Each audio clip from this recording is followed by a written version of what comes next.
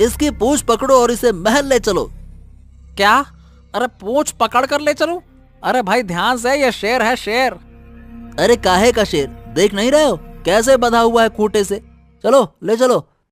सोनपुर गांव में घनश्याम दास नाम का एक मूर्तिकार रहता था। मूर्ति बनाने की यह अनोखी कला उसके दादा परदादा के समय से चली आ रही थी। उसके पास खेती बाड़ी करने लायक जमीन या धन तो था नहीं, इसीलिए वह अपनी गुजर बसर मूर्तियां बनाकर ही करता था। उसके पास एक बूढ़ा गधा था जिसका नाम था चंपक। अरे ओ चंपक, अबे ओ निकम्मे गधे, जल्दी से यहाँ बाजार जाना है। चंपक चिड़चिड़ाता हुआ उठा। मेरे बाप दादा ने मुझे विरासत में धन दौलत ना देकर तुझ जैसा निकम्मा और निठल्ला गधा दे दिया है। अब खड़े खड़े मेरा मुंह क्या देखता है? चल इधर आ। अरे ये कैसा मालिक है, एक तो इतनी भारी भारी मूर्तियां बनाता है और मेरे ऊपर लाद देता है। ये भी नहीं सोचता कि मैं इन्हें इतनी दूर लेकर कैसे जाऊंगा। अरे रे, मेरी बूढ़ी कमर तो टूट ही जाती है। अबे गधे, क्या वहां खड़े खड़े अपना समय नष्ट करता रहेगा या फिर कुछ हाथ पैर भी चलाएगा? लगता है रात का खाना नहीं खाना है तुझे। हाँ हाँ हाँ हाँ, जैसे व्यंजनों की बरसात होगी रात को। अरे वही सूखी घास खा रहा हूँ पिछले 20 साल से।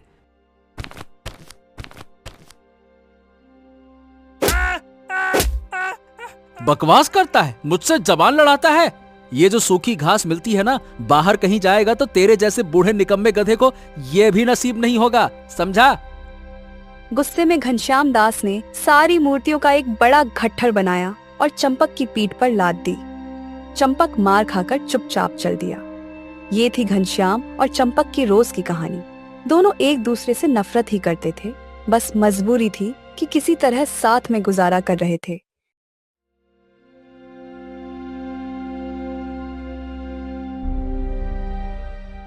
यहाँ तो कितने सारे लोग हैं। एक काम करता हूँ कि इनके पास जाकर इनसे कहता हूँ कि मुझे अपने साथ ले जाएं। मैं अपने मालिक से तंग आ चुका हूँ, अब मुझे नया मालिक चाहिए। घनश्याम दास अपनी दुकान सजाने लगा।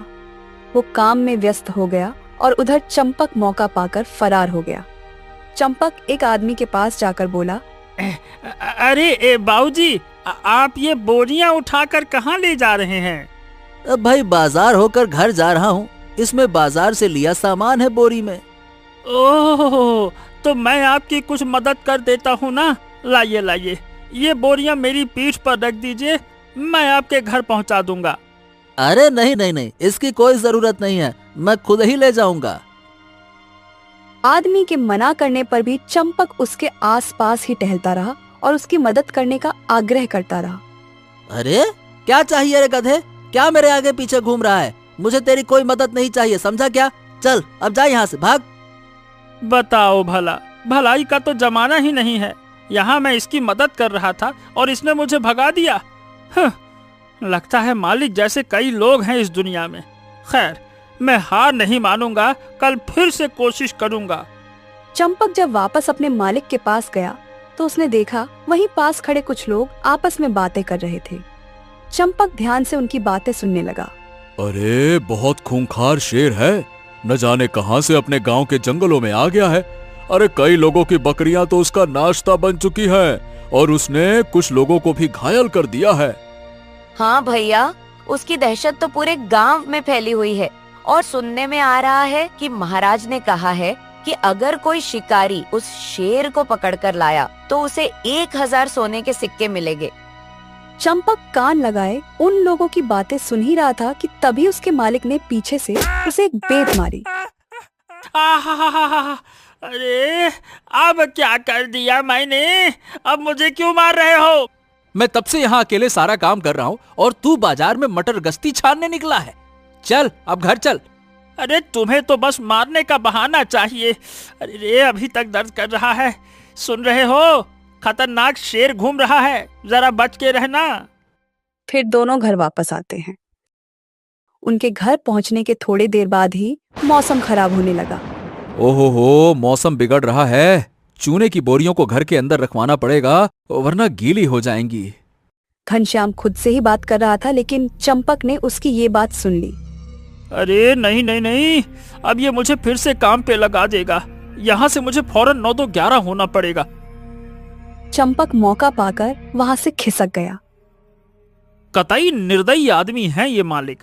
दिन भर इतना काम करवाने के बाद अब फिर वो उम्मीद लगाए बैठा था कि मैं उसका काम करूं। खाने को देता है सूखी घास और सेवा ऐसे लेता है जैसे कहीं का महाराज हो। बड़ा आया कहीं का। अचानक से बहुत तेज बिजली कड़की और बरसात शुरू हो गई। आ जाएगा न मजा। आज मैं वापस घर तो जाऊंगा नहीं। उठाने दो आज इसको सारी की सारी बोरियां अपने दम पर। अब समझ आ जाएगा कि मैं कितना काम करता हूँ। हाँ, जल्दी से अपने सोने के लिए कोई अच्छी जगह ढूंढता हूँ। मगर तभी चंपक सोच में पड़ जाता है कि अब वो जाए कहाँ। ओहो, जंगल जाना तो अभी सही नहीं होगा। कहीं वो खूंखार शेर मुझे मिल गया तो लेने के देने पड़ जाएंगे। एक काम करता हूँ, यही गांव में ही कोई छिपने की जगह ढूंढता हूँ। चंपक एक खाली मैदान देखकर वहां पेड़ों के पीछे छुपकर सो गया और वहां कोई चंपक को ढूंढ भी नहीं पाता। लेकिन अब उधर घनश्याम दास की हालत खराब हो रही थी। ये निकम्मा कामचोर नालायक गधा पता नहीं किधर जाकर मर गया। अरे रे, ये बोरियां खींचते खींचते कहीं मेरी कमर की नसी न खींच जाए। अरे रे, लेकिन अब कर भी क्या सकता हूँ, और इन बोरियों को तो अंदर ले जाना ही पड़ेगा।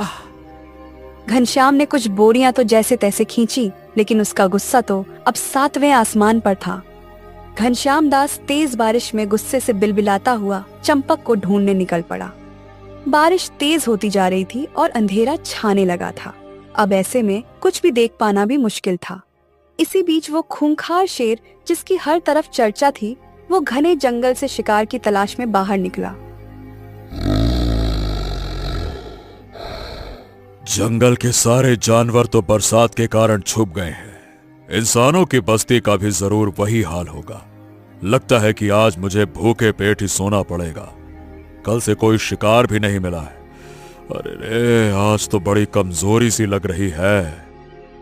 शेर थोड़ी देर तो घनघोर बारिश में यहाँ वहाँ भटकता है, लेकिन उसे कुछ भी नहीं मिलता। हाँ, अब तो मुझे जल्द से जल्द कोई जगह ढूंढनी पड़ेगी जहां मैं बरसात रुकने तक आराम कर सकूं। ऐसे भटकने के बाद तो और भी कमजोरी लग रही है। ऊपर से ऐसे अंधेरे में कौन आएगा बाहर। कोई इंसान तो क्या, चूहिया भी खाने को मिलेगी नहीं मुझे। शेर थोड़ी दूर और चला, फिर उसे एक छोटी सी झोपड़ी दिखाई दी जो खेत के बीचों बीच बनी थी। अरे वाह, यही है आज रात का बसेरा। क्या पता सुबह किसी खेत का मालिक ही यहाँ पे आ जाए, फिर उसी को अपना सुबह का नाश्ता बनाऊंगा। शेर जाकर झोपड़ी के अंदर बैठ गया, लेकिन उसे क्या पता था, उसका ये आराम ज्यादा देर का नहीं था। थोड़ी ही देर में शेर को गहरी नींद आ गई और वो सो गया। उधर चंपक को ढूंढता हुआ घनश्याम दास भी वहीं आ पहुंचा। अरे रे, इस बारिश में मुझे उस गधे को ढूंढना पड़ रहा है। आज मिल जाए तो मैं उसे इतना मारूंगा कि उसके फरिश्ते भी कांप उठेंगे। घनश्याम दास गुस्से में बड़बड़ा रहा था और तभी उसकी नजर सामने झोपड़ी में सो रहे किसी जानवर पर पड़ी। वो गुस्से में सीधा झोपड़ी में पहुंचा और एक जोरदार डंडा लगाया। ओह, अरे किसकी इतनी मजाल हुई कि मुझे मारे। अबे तेरे मालिक की, निकम्मे नामुराद गधे कहीं के, तुझे तो मैं आज छोड़ूंगा नहीं। घनश्याम दास ने ना आव देखा ना ताव और शेर पर छड़ियां बरसाने लगा। शेर भी समझ नहीं पाया कि ये कौन बहादुर है जो उसे मार रहा है। शेर को लगा कि ये साधारण आदमी नहीं है और इससे जीतना तो बिल्कुल नामुमकिन है, इसलिए उसने भी अपनी हार स्वीकार कर ली। चल घर चल निकम्मे कहीं के, आज रात तो मैं तुझे सोने भी नहीं दूंगा और खाना भी नहीं दूंगा। चल। शेर इतनी मार खा चुका था कि अब वो भीगी बिल्ली बन गया था। न जाने उसे क्या हुआ, वो घनश्याम दास के बताए रास्ते पर चुपचाप चलने लगा। दोनों घर पहुंचे। चल अब सारी की सारी बोरियां खींचकर अंदर ले जा, मैं इन्हें नहीं उठाने वाला। ये सारा तेरा काम है, चल जल्दी कर। घनश्याम ने बैठकर शेर से सारा काम करवाया और फिर उसे खूंटे से बांध दिया। हाँ, अब यहाँ से कहीं गया ना तो फिर देखना, तेरी ऐसी सुताई करूंगा ना कि पिछवाड़ा लाल हो जाएगा। इतना कहकर घनश्याम दास सोने चला गया। शेर को भी लग रहा था कि ये कोई वीर है और इसका कहा न मानना मतलब सीधा मौत से टक्कर। वो चुपचाप वहीं पड़ा रहा और उसने हिलने की कोशिश भी नहीं की। सवेरा हुआ तो सारे गांव में हल्ला मच गया था।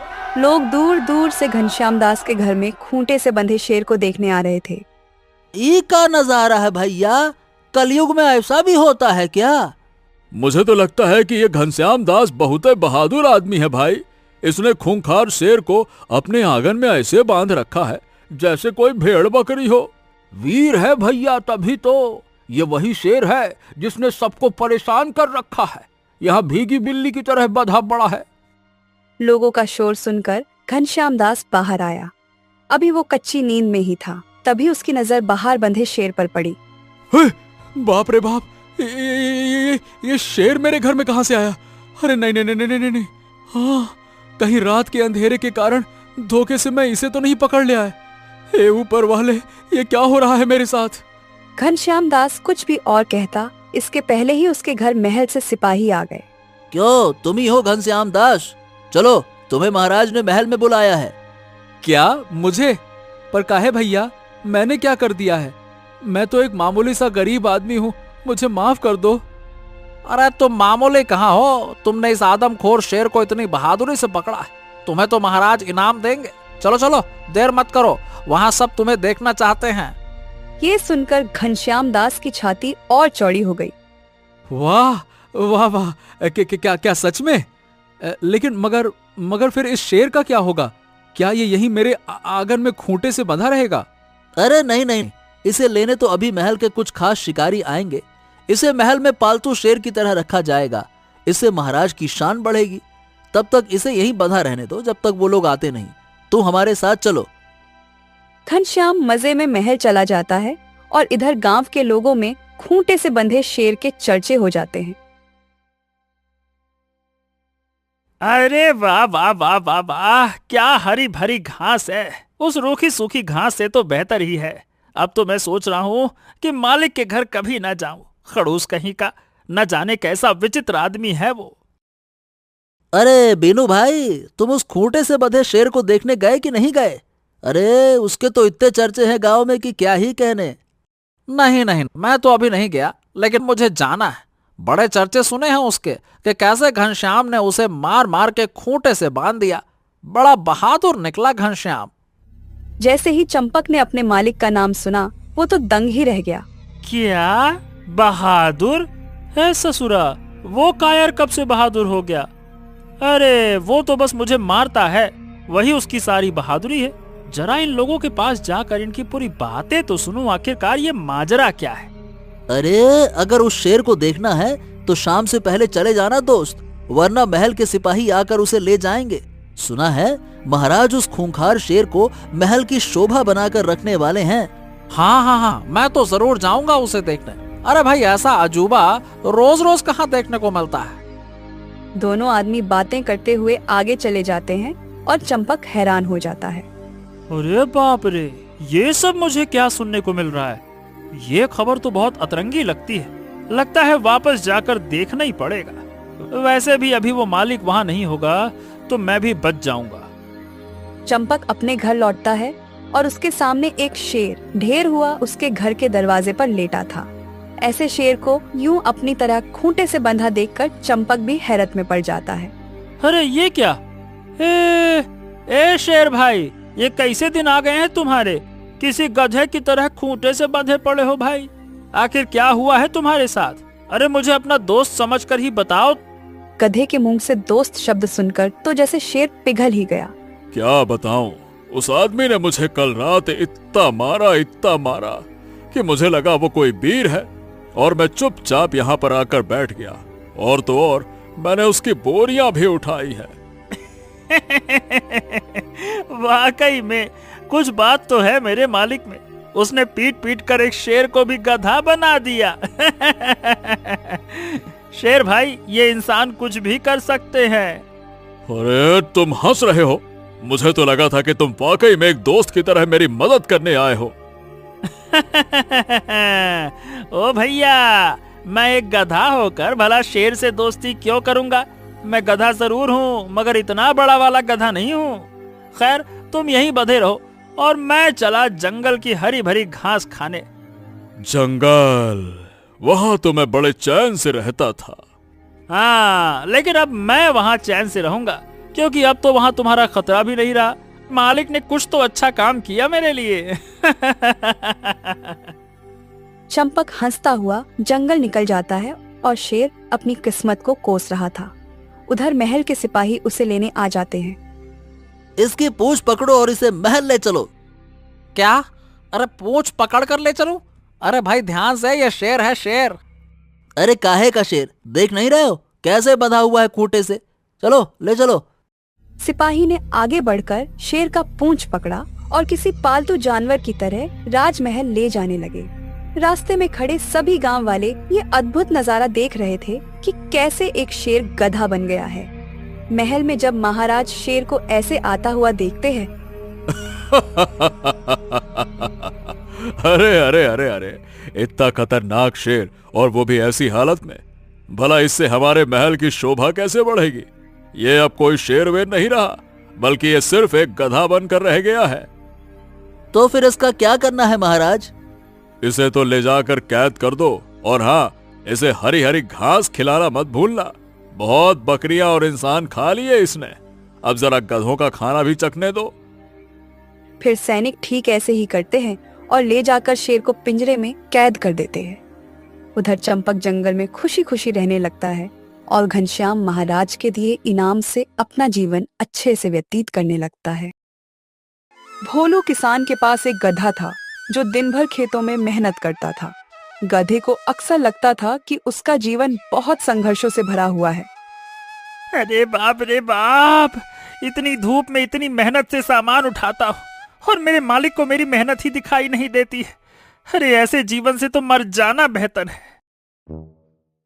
क्यों रे, ये कैसी चाल चल रहा है तू? नई नवेली दुल्हन है क्या जो मटक मटक के चल रहा है? अरे अगर इस रफ्तार से चलेगा तो कल सवेरे तक भी हम बाजार नहीं पहुंच पाएंगे। अरे मालिक, चल तो रहा हूँ, अब क्या ओलंपिक की रेस करवानी है क्या मुझसे? सवेरे से कुछ खाया नहीं है, मुझ में अब इतनी ताकत नहीं बची है कि मैं दौड़ लगा सकूं। गधे की बात सुनकर किसान और भड़क गया। चिड़चिड़ाहट से भरा किसान गधे को एक डंडा और लगाया। हाँ हाँ, तो एक काम कर, मैं तेरे लिए यहाँ पे दावत लगा देता हूँ, तू आराम से बैठ के खा लेना, और जब तुझे लगे कि हाँ अब तू चल सकता है तो बताना, तब हम कुछ काम कर लेंगे। क्यों, ठीक है ना? किसान के गुस्से को देखकर गधा ने चुपचाप अपनी रफ्तार बढ़ा ली। रास्ते भर वो बस अपनी किस्मत को कोसे जा रहा था। उसे रास्ते में कुछ जानवर दिखे। अरे रे, मुझसे तो अच्छी इनकी किस्मत है। दिन भर यहाँ वहाँ घूमो, जो मिल जाए उसे खा लो और रात को चैन से सो दो कम से कम। तो दोस्तों, ये थी भोलू के गधे चंपक की कहानी, जो अपने जीवन से हमेशा दुखी ही रहता था। इसी गांव के पास एक घना जंगल था जिसमें एक सियार रहता था। सियार रोज खाना ढूंढने के लिए इधर उधर भटकता रहता और चंपक गधे की तरह उसे भी अपनी जिंदगी कुछ खास भा नहीं रही थी। हाँ, आज तो सारा दिन जंगल में भटका और एक मरी चिड़िया तक हाथ न लगी। ऐसे तो भूख से मैं ही मर जाऊंगा और फिर मेरा शिकार कोई दूसरा जंगली जानवर कर लेगा। अरे रे, ये कैसी जिंदगी हो गई है। सियार भूखा प्यासा बहुत देर तक भटका। फिर उसे समझ आ गया कि आज खाना मिलने की उम्मीद नहीं है, इसलिए नदी के किनारे जाकर उसने पानी पीकर ही अपनी प्यास बुझाई और वही एक पेड़ के नीचे आराम करने लगा। उसी रास्ते से चंपक गधा गुजर रहा था। ये मालिक ने इतना धन कमाया और अपने दोस्तों के साथ दावत उड़ाने चला गया, और मेरा क्या, रवाना कर दिया घर की ओर। वाकई में बड़ा ही धूर्त आदमी है ये मालिक। चंपक बड़बड़ाते हुए जा रहा था, तभी उसे नदी दिखाई दी। थकान से चूर गधा नदी के पास पानी पीने गया। हा, ये ठंडा ठंडा पानी किसी अमृत से कम नहीं है मेरे लिए। इतनी मेहनत के बाद बस सूखी घास के दम पर दिन काटा है मैंने। अरे कम से कम तुम्हें सूखी घास तो मिली, यहाँ तो सवेरे से पानी पर जी रहा हूँ। चंपक उस सियार को देखकर हैरान हो गया। आज से पहले कभी उसने सियार को नहीं देखा था। अरे तुम कौन हो भैया, और क्या यहीं रहते हो क्या? मैं तो अक्सर यहीं से गुजरता हूँ, पहले तो तुम्हें कभी ना देखा। हाँ, मैं यही घने जंगल में रहता हूँ। शिकार ढूंढते ढूंढते आज बाहर की तरफ आ गया। और तुम? मैं तो पालतू हूँ, मालिक का काम करता हूँ और बदले में खाता हूँ ये घास फूस और साथ में कुछ डंडे और दिन भर करता रहता हूँ। लेकिन तुम्हारा जीवन उतना भी कठिन नहीं है जितना मेरा है। मेरा जीवन तो हर पल एक युद्ध है, युद्ध। कभी इससे जान छुड़ाता हूँ तो कभी उसको पकड़ने के पीछे भागता हूँ। ये सुनकर गधा अपनी तकलीफें बताता है। अरे जाओ जाओ, यहाँ मुझे सारा दिन काम करना पड़ता है और आराम के नाम पे क्या मिलता है? कुछ ना। और तुम कहते हो मेरा जीवन कठिन है। ये सुनकर सियार भी अपनी परेशानी बताता है। और मुझे जंगल में हर समय डर बना रहता है, कभी शेर तो कभी शिकार। कम से कम तुम अपने मालिक के घर में सुरक्षित तो हो। हाँ, तो ऐसा सुरक्षित जीवन किस काम का जिसमें घुट घुट कर जीना पड़े? इससे अच्छा तो कोई आकर मेरा शिकार ही कर ले। अच्छा, तो तुम्हें इतना आसान लगता है जंगल में रहना? तो तुम मेरी जगह रहकर क्यों नहीं देख लेते? अरे तुम्हें अच्छे से समझ में आ जाएगा कि जंगल में सियार बनकर रहना कोई बच्चों का खेल नहीं है। गधा मैं हूँ, लेकिन मूर्खता भरी बातें तुम करते हो। भला ऐसा कैसे हो सकता है? भला मैं तुम्हारी जगह कैसे रह सकता हूँ? अरे आज तक मैंने ऐसा कुछ होते हुए देखा ना है और ना ही सुना है। अरे ज्यादा है ना करो, ऐसा हो सकता है। मुझे एक तरीका मालूम है। तुम बस इतना बताओ कि तुम राजी हो या नहीं, तभी मैं तुम्हें कुछ आगे बताऊंगा। सियार की बात सुन के चंपक गधा सोच में पड़ जाता है। चलो ठीक है, मुझे मंजूर है। मैं भी अब इस जीवन से तंग आ चुका हूँ। तुम मुझे बताओ कैसे होगा ये सब? हम कैसे अपने रूप की अदला बदली कर सकते हैं? मैं एक सुनहरे हिरण को जानता हूँ। जंगल में सब उसकी शक्तियों के बारे में जानते हैं। वो जिसे चाहे उसे मनचाहा रूप दे सकता है। चलो हम उसके पास चलकर अपनी इच्छा रखते हैं। हाँ, उसके बारे में सुना तो मैंने भी है, लेकिन मैंने सुना है कि वो कुछ लेकर बदले के रूप में बदलता है। तो फिर हम उसे देंगे क्या? अब ये तुम बताओ, कुछ कीमती है क्या तुम्हारे पास? अब मैं तो जंगल में रहने वाला मामूली सा सियार हूँ। हाँ, तो मैं कौन सा महलों में रहने वाला राजकुमार हूँ? मैं भी तो मामूली गधा हूँ। मगर तुम इंसानों के घर में रहते हो ना, वहां कुछ तो कीमती मिलेगा ना, कुछ ऐसा जो हम हिरण को दे सकें। चंपक सोच विचार करता है और सियार से कहता है, चलो ठीक है, मैं अभी घर जा रहा हूँ। कल सुबह मैं तुमसे फिर से यहीं मिलूंगा। तब मैं कुछ न कुछ लेकर जरूर आऊंगा। वैसे तुम्हारा नाम क्या है? मेरा नाम कालू है। चंपक कालू से विदा लेता है और वापस घर चला जाता है। देर रात तक वो सोचता रहता है कि आखिर वो हिरन को क्या देगा। तभी उसे कुछ याद आया। जल्दी से चंपक अपने मालिक के अनाज गोदाम में गया। यहीं कहीं तो रखी थी मालिक ने। कहाँ गई? चंपक बहुत देर तक कुछ तलाशता रहा। फिर उसे आखिरकार वो चीज मिल ही गई जो वो ढूंढ रहा था। वो चीज थी चंपक की माँ की सोने की घंटी। हाँ, ये घंटी मेरी माँ की थी। वो इसे हमेशा अपने गले में पहनती थी और मालिक के पिता ने उन्हें पहनाई थी। ये मालिक तो अपने पिता जैसा बिल्कुल भी ना है। वो तो हमारी माँ से बहुत ही प्यार करते थे। खैर, मैं ये घंटी ही सुनहरी हिरण को दे दूंगा। वैसे भी ये तो मेरी माँ की ही चीज है, तो ये तो कोई चोरी की चीज हुई ना। चंपक ने अपने आप को कुछ बातें समझाई और फिर घंटी लेकर वापस जाने लगा। अरे नहीं, कहीं मालिक ना उठ जाए। मुझे और भी सावधानी से काम करना होगा। चंपक दबे पांव वहां से निकला और जाकर सो गया। अगले दिन वो जल्दी ही जंगल जा पहुंचा। अरे आओ चंपक भाई, आओ। क्या लाए हो हिरण को देने के लिए? कुछ लाए भी हो या फिर नहीं? चंपक ने कालू को घंटी दिखाई और सारी कहानी भी बताई। अरे अगर ये तुम्हारी माँ की घंटी है तो फिर तुम्हें तो इससे बहुत लगाव होगा ना, तुम फिर इसे क्यों दे रहे हो? अरे कोई बात नहीं दोस्त, मैं अभी जो जीवन जी रहा हूँ ना, उससे बस मुझे छुटकारा चाहिए। और मेरी माँ भी होती तो यही चाहती। चलो अब देर नहीं करते हैं, चलते हैं। चंपक और कालू दोनों हिरन के पास जा पहुंचे और उसे सोने की घंटी थमा दी। हिरन ने भी घंटी स्वीकार कर ली।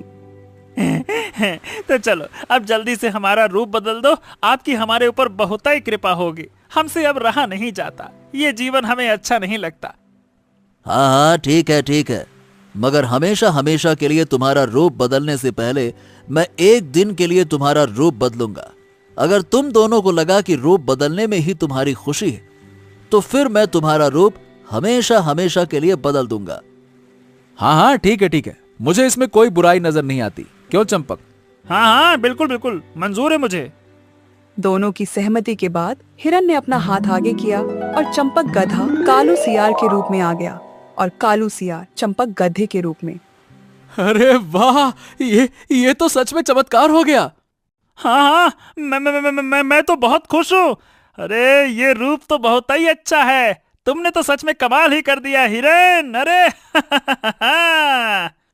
जाओ, जाकर अपने 24 घंटे बिताओ और फिर आकर मुझे बताना कि तुम्हें कैसा लगा। दोनों मित्रों ने रूप बदल लिया था और अब वो बहुत खुश थे। दोनों अपने अपने रास्ते चले गए। कालू जब चंपक के रूप में उसके घर पहुंचा तो बहुत उत्साहित था। वाह वाह वाह वाह वाह वाह वाह, कितना बड़ा घर है। यहाँ तो मैं शान से रहूंगा। अब कोई डर नहीं, अब चैन से जीवन जीऊंगा। ना कोई जंगली जानवर यहाँ आएगा, ना मुझे भूखा रहना पड़ेगा।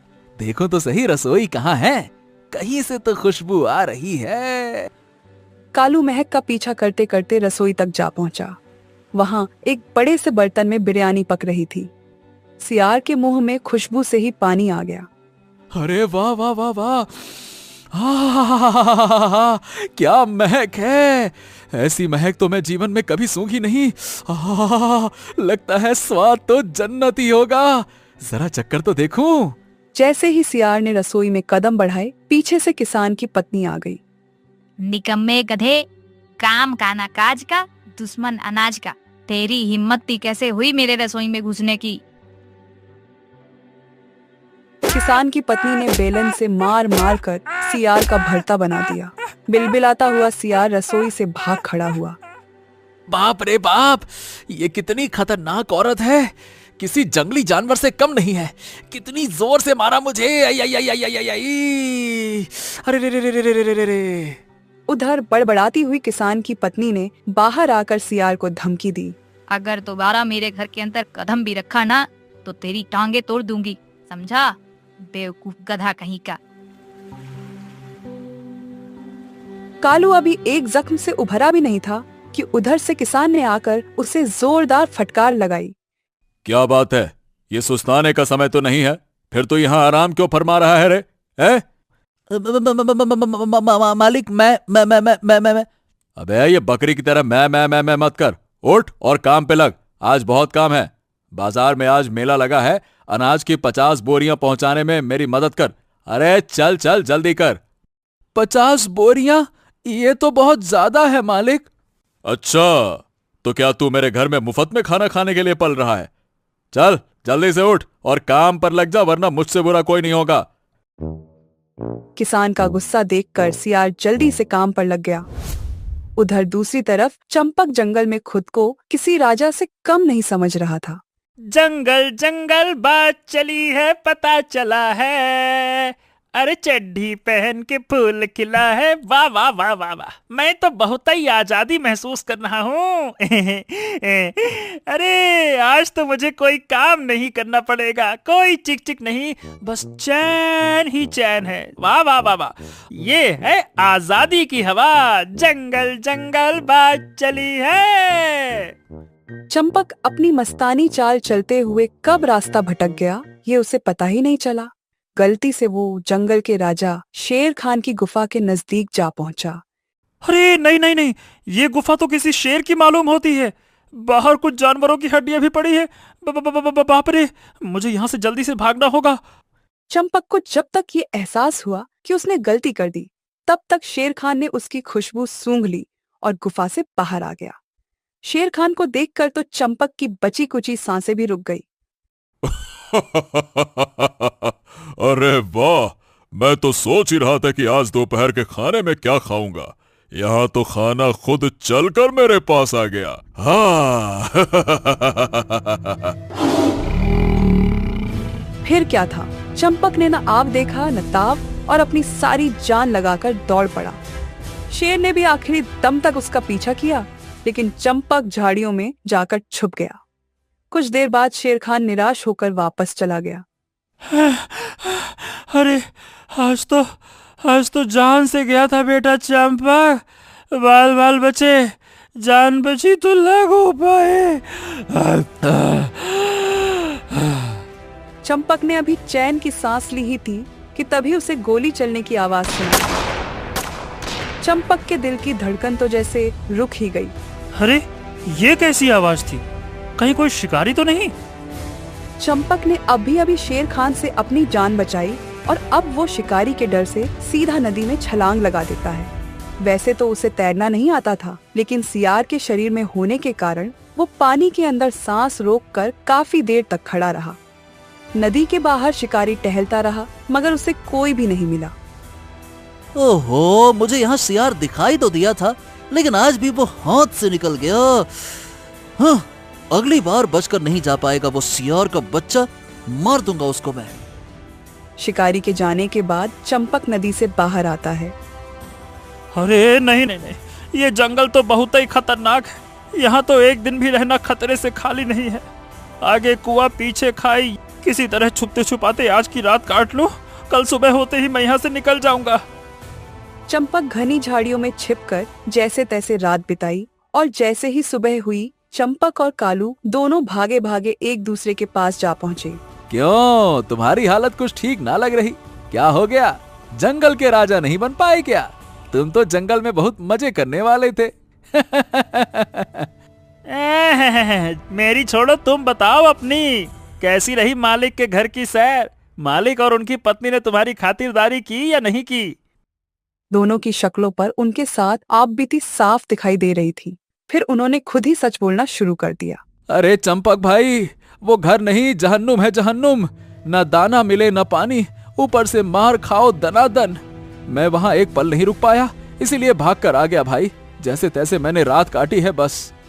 हाँ, तो ये जंगल भी कौन सा राजमहल है? ये भी तो जीता जाता पाताल लोक ही है। कब बुलावा आ जाए किसे पता। कभी शेर पीछे पड़ जाता है तो कभी शिकारी। भाग भाग कर मेरी तो हालत खराब हो गई। बहस के बाद कुछ देर तो चंपक और कालू दोनों मौन रहे। फिर कालू सियार ने चुप्पी तोड़ते हुए कहा, तो फिर अब क्या करें? बताओ, क्या फैसला किया है? अब करना क्या है? फैसला यही है, जंगल तुम्हारे लिए ठीक है भैया। मुझे वहाँ लगभग शेर का नाश्ता बनना पड़ गया था और एक शिकारी की गोलियां मुझे भूनने ही वाली थी। ना बाबा ना, मैं तो जंगल में ना रहने वाला। और तुम्हारे लिए तुम्हारा घर ही ठीक है। तुम्हारे मालिक की पत्नी ने क्या तो जोर से मारा था। अरे रे रे रे, मेरा शरीर तो अभी तक दर्द कर रहा है। चंपक और कालू दोनों वापस सुनहरे हिरण के पास गए। हिरण उन्हें देखकर हंसने लगा। क्या हुआ दोस्तों, लगता है तुम्हें तुम्हारा सबक मिल गया। हाँ हिरण भाई, अब हमें वापस से पहले जैसा कर दो। आपकी बड़ी कृपा होगी हम पर। ठीक है, जैसी तुम्हारी इच्छा। हिरण ने फिर से अपना हाथ उठाया और दोनों को पहले जैसा कर दिया और कहा, तो तुम्हारी सीख ये है कि जो जहां है वही भला है। गधे और सियार दोनों ने हिरण की बात सुनकर हाँ में अपना सर हिलाया और अपने अपने रास्ते जाने लगे। लेकिन तभी हिरण ने गधे को रोककर उसकी तरफ उसकी माँ की घंटी बढ़ाई। अब क्योंकि तुम दोनों ने अपना रूप नहीं बदला है, तो फिर ये मेरे पास रहना ठीक नहीं होगा। मैं इसे नहीं ले सकता, इसे तुम वापस ले जाओ। हिरण की इस बात से चंपक गधा भावुक हो गया। उसने अपनी माँ की घंटी ली और दोनों ने हिरण से अलविदा लिया। इसके बाद उन्हें अपना जीवन जैसा था वैसा ही भला लगने लगा।